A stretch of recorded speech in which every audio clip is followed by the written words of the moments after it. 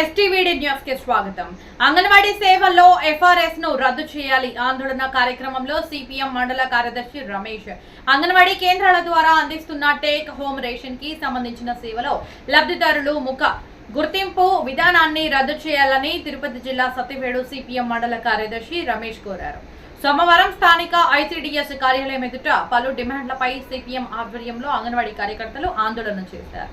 ఈ సందర్భంగా రమేష్ మాట్లాడుతూ అంగన్వాడీ లబ్ధిదారులకు ముఖ్య ఆధారంగా టేక్ హోమ్ రేషన్ ఇవ్వడంలో పలు ఇబ్బందులు ఎదురవుతున్నాయన్నారు. అలాగే అంగన్వాడీ కేంద్రాల్లో రిపోర్టింగ్ డిజిటలైజేషన్ అమలుకు ముందే ల్యాప్టాప్, కొత్త మొబైల్ ఫోన్లను పంపిణీ చేయాల్సి ఉందన్నారు. ఇందుకు తగ్గట్టు అంగన్వాడీ కేంద్రాల్లో ఉచితంగా వైఫై కనెక్షన్ అందుబాటులో ఉండేటట్టు చూడాలన్నారు. లేదంటే డేటాకు సరిపడా నగదును చెల్లించాలని ఆయన కోరారు.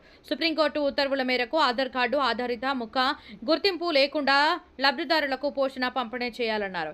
డేటా వక్రీకరణ, తప్పుడు మార్పులకు సంబంధించి లోనయ్యే అంశాలకు పోషణ ట్రాకర్ యాప్కు సంబంధించిన సమస్యలకు అంగన్వాడీ ఫెడరేషన్ అన్ని వర్గాలతో కలిసి సమావేశం ఏర్పాటు చేయాలన్నారు.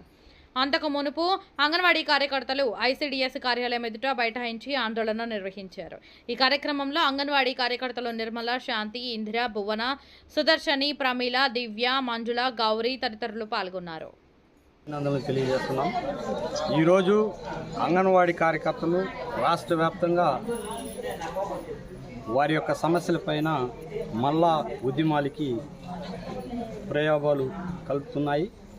గత ప్రభుత్వంలో 42 రోజులు పోరాటం చేసిన ఆ ప్రభుత్వం ఇప్పుడున్న ప్రభుత్వం అధికారంలో వచ్చిన తర్వాత అంగన్వాడీ చేసే పోరాటాలన్నిటికీ కూడా న్యాయబద్ధమైందని చెప్పి ఆ రోజు మద్దతు ఇవ్వడం, అనేక విషయాల్లో ఆర్థిక లావాదేవీలతో పాల్గొనడం, అన్ని దగ్గర వాళ్ళే ఉండి ముందుండి నడిపినట్టు ఆ ప్రభుత్వం ఆ రోజు కథలు నడిపాయి. ఈరోజు సంవత్సరం దాటుతున్నా అంగన్వాడీది న్యాయమైన సమస్యలు అయినప్పుడు సంవత్సర కాలం తర్వాత కూడా అంగన్వాడీ సేవ చేసేటటువంటి వాటిల్లో ప్రధానమైన సమస్యలు ఎదుర్కొంటున్న సమస్యలని జీతం పెంచడానికి, బడ్జెట్ వేయడానికి కొంత సమయం పట్టవచ్చు.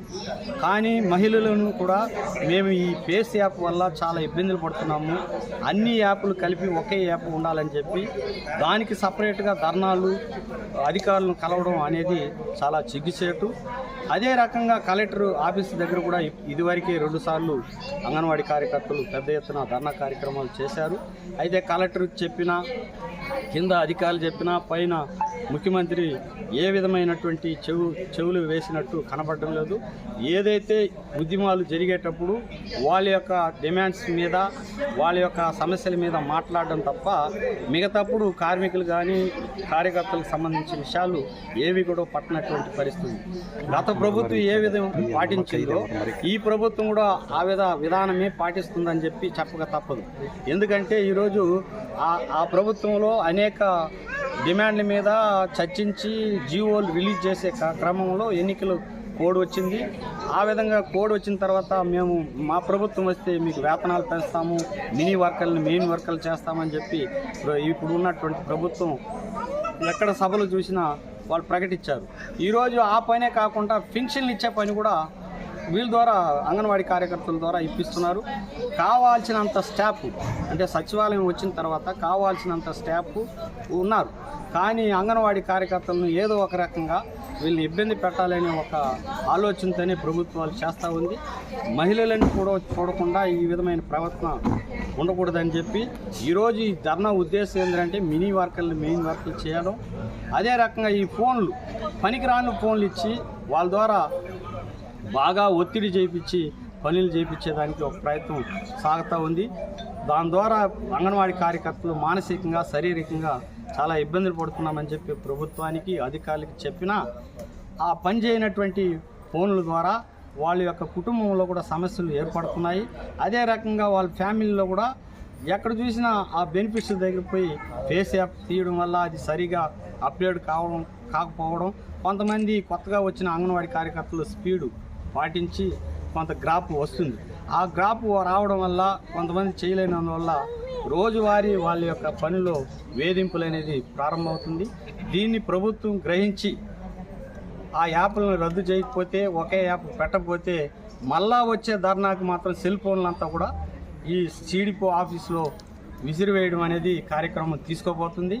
సమస్యలు తీర్చరు, జీతాలు పెంచరు, పని ఒత్తిడి ఉందని చెప్పినా పరిష్కారం ఎత్తకరు. ఈ కార్మికులు, అంగన్వాడీ కార్యకర్తలు ఎక్కడ పోయి చెప్పుకోవాలి, ఏ విధంగా వాళ్ళ బాధలు తీర్చుకోవాలని చెప్పి మేము సిఐటిగా డిమాండ్ చేస్తున్నాం. గతంలో మరవలేనటువంటి జీవోలు ఉన్నాయి. ఇళ్ల స్థలాలు, కొత్త ప్రభుత్వాలు రావడం, మారిపోవడం, అనేక సంవత్సరాల తరబడి పోరాడుతున్నటువంటి చట్టాలు మారిపోవడం వల్ల కార్మికులు మళ్ళా కొత్త చట్టాల వల్ల, కొత్త ఇబ్బందుల వల్ల ఎదుర్కొనే సమస్యలు ప్రభుత్వం అంటే అడిగేటప్పుడు కొంతవరకు ఆ సమస్యను పరిష్కరించడం పోగా ఈదులు పాలు చేయడం, నల్ల చట్టాలు తేవడం, ఉద్యోగం నుంచి తొలగించేటటువంటి చట్టాలు తేవడం ఇది అమానుషం. కాబట్టి ఈ ధర్నా ద్వారా గతంలో సమ్మె ఏ విధంగా జరిగిందో ఈ ప్రభుత్వం కూడా ఆ విధంగా సమ్మెలో భాగస్వామ్యం అవడానికి వీలు కాకుండా ఈ ప్రభుత్వం అంగన్వాడీ సమస్యలు తక్షణం పరిష్కరించే విధంగా వాళ్ళు ఆలోచింపు చేయాలని, లేని ఏడల అంగన్వాడీ కార్యకర్తల పోరాటం మరింత ఉధృతమవుతుంది. మళ్ళా ప్రభుత్వానికి ఇబ్బందికరమైనటువంటి పరిస్థితి ఏర్పడుతుందని చెప్పి నేను సిఐటిగా హెచ్చరిస్తూ, నాకు ఈ అవకాశం ఇచ్చిన మీడియా సోదరులకి అందరికీ పేరున ధన్యవాదాలు తెలుపుతూ సెలవు మిత్రులారా. ఎందువల్ల మాకుండే సమస్యల మీద సమస్యలు తీర్చుకోవడానికి 3 సంఘాల ఆధ్వర్యంలో, అంటే సిఐటియు, తర్వాత ఐఎఫ్టియు, తర్వాత ఏఐటియుసి, ఈ 3 సంఘాల ఆధ్వర్యంలో ఈరోజు ధర్నాకి పిలుపునిచ్చింది. ఇందులో భాగంగా మేము అంగన్వాడీ కార్యకర్తలుగా 24 అవర్స్ డ్యూటీ చేస్తున్నాము.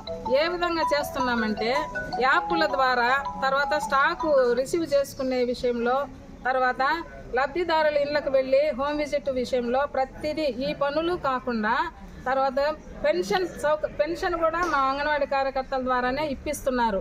ఈ పెన్షన్ 1వ తేదీ వచ్చేసరికి ఉదయాన్నే పోయి ఆ అంగన్వాడీ కార్యకర్తలు పోయి వాళ్ళ ఇండ్ల దగ్గర పోయి పెన్షన్ ఇవ్వాల్సి వస్తుంది. ఇది మా పని కాదు, మా డ్యూటీ కాదు, మేము గవర్నమెంట్ ఉద్యోగస్తులము కాదు, మేము చేస్తున్న పనికి గౌరవ వేతనం తీసుకుంటున్నామని మీరు ప్రతి పని మాకు అప్పచెప్పడం ఏమాత్రం న్యాయం కాదు. కాబట్టి ఈ గత 42 రోజుల్లో మేము ధర్నా చేసినప్పుడు గత ప్రభుత్వం మాకు ఏ సంక్షేమ పథకాలు కానీ ఏది మాకు వర్తింపజేయలేదు. ఇప్పుడు ఈ టీడీపీ వచ్చిన తర్వాత 1 సంవత్సరం అయింది. మేమున్నాము, మీ సమస్యలన్నీ మేము తీరుస్తామని మాకు గతంలో హామీ ఇచ్చినారు. ఆ ఆశతో మేము ఓట్లేసి కూడా గెలిపించుకున్నాము. అది మా తప్పేని ఇప్పుడు తెలుస్తుంది. కానీ ఇంకా టైం ఉంది అనుకుంటున్నారు. కానీ మాకు పెట్టే పనులు చాలా తీవ్రతగా, చాలా ఆరోగ్యం బాగలేని వాళ్ళు ఉన్నారు, బీపీ, షుగరు అన్నిటితో చనిపోయిన వాళ్ళు ఉన్నారు, చాలామంది ఇబ్బంది పడుతున్నారు. ఇన్ని పనులు చెప్పి మమ్మల్ని, మా శ్రమని దోపిడీ చేసుకోవడం ప్రభుత్వానికి మంచిది కాదని తెలియజేస్తున్నాను. మా అంగన్వాడీ కార్యకర్తలందరినీ ప్రభుత్వ ఉద్యోగులుగా గుర్తించండి. ఇంతకుముందు మా ఆధార్ కార్డు నంబర్ కొడితే ఆ ప్రభుత్వ ఉద్యోగులన్నీ అక్కడ చూపిస్తుంది, కానీ సంక్షేమ పథకాలకు మాత్రము అర్హులం కాదు. ఇది ఎక్కడి న్యాయము? అక్కడ ఆన్ చేస్తే అక్కడ అంగన్వాడీ కార్యకర్తలు ప్రభుత్వ ఉద్యోగులు అంటారు, ఇక్కడికి వస్తే సంక్షేమ పథకాలు మీకు వర్తించవు అంటారు. మరి గవర్నమెంట్ స్కేల్ మాకు ఇవ్వాలి కదా. సుప్రీంకోర్టు తీర్పు ఏమని ఇచ్చింది? 26,000 ప్రతి కార్మికుడికి 26,000 ఇవ్వాలని సుప్రీంకోర్టు తీర్పునిచ్చింది. మరి ఆ తీర్పును కూడా మీరు అమలు చేయలేదంటే మీరు గవర్నమెంట్నే మీరు ఎదిరించి చేస్తున్నట్టు, మీ సౌకర్యాల కోసం, మీ స్వార్థం కోసము మమ్మల్ని వాడుకోవడం, మమ్మల్ని ఉపయోగించుకోవడం, మా శ్రమ దోపిడీ చేసుకోవడం ఇది న్యాయం కాదు. ఇంకా మీదట మేము డిమాండ్లన్నీ మేము అందజేస్తున్నాం ఈరోజు. ఆ డిమాండ్లలో మరి మినీ వాళ్ళు కూడా ఎంత కష్టపడుతున్నారంటే యాప్లు, తర్వాత రికార్డులు, మరి లబ్ధిదారుల దగ్గర ఇళ్ళకి వెళ్ళి స్కూళ్ళు నడిపి ప్రతి టీచర్ పని, హెల్పర్ పని 2 మినీ వర్కరే చేస్తూ ఉంది. ఆమెకి ఏం జీతం ఇస్తున్నారు? హెల్పర్ వేతనం ఇస్తున్నారు 7,000. మాలాగానే కదా వాళ్ళు కూడా చేస్తున్నారు పని. కాబట్టి వాళ్ళని కూడా మినీ వాళ్ళని మెయిన్గా గుర్తించాలని జీవో పంపిస్తామంటున్నారు, కానీ ఇంతవరకు జీవో పంపలేదు. కానీ ఇంకా FRS అన్ని పెట్టినారు. ఒక యాప్, ఈ యాప్ ఒక యాప్ వచ్చి బిఎస్ బాల సంజీవని యాప్, ఒకటి వచ్చి ఎఫ్ఆర్ఎస్ వచ్చి లబ్ధిదారుల ఇండ్లకు వెళ్ళి వాళ్ళని పిలిచి వాళ్ళ ఫేసు డైరెక్ట్గా ఆన్లైన్లో తీయాలి. అది తీయాలంటే అది అవడం లేదు.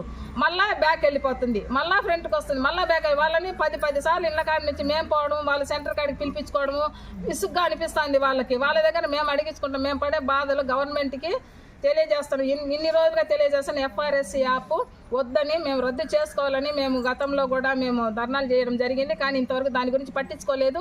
ఇంకా ఎక్కువ పనులు పెడతానే ఉన్నారు. కానీ FRS యాప్ వద్దంటే వద్దు.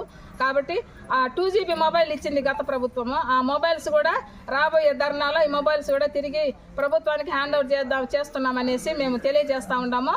ఒక యాప్గా చేసినారంటే మేము ఎంత పనైనా చేస్తాము, కానీ మా పనిని గుర్తించి మాకు సరైన శాలరీ ఇచ్చినారా చూస్తాం, లేదంటే ఇంకా జరగబోయే రోజుల్లో ఉధృతంగా జరిపిస్తాము ఈ ధర్నా అని చెప్పి మేము మా అంగన్వాడీ కార్యకర్తలందరి తరఫున మరి సిఐటియు నాయకులు, మరి ఏఎఫ్టియు నాయకులు, మరి ఐఎఫ్టియు నాయకులందరి సమక్షంలో మీడియా మిత్రులకి నా సందర్భం తెలియజేస్తూ ఉన్నాను.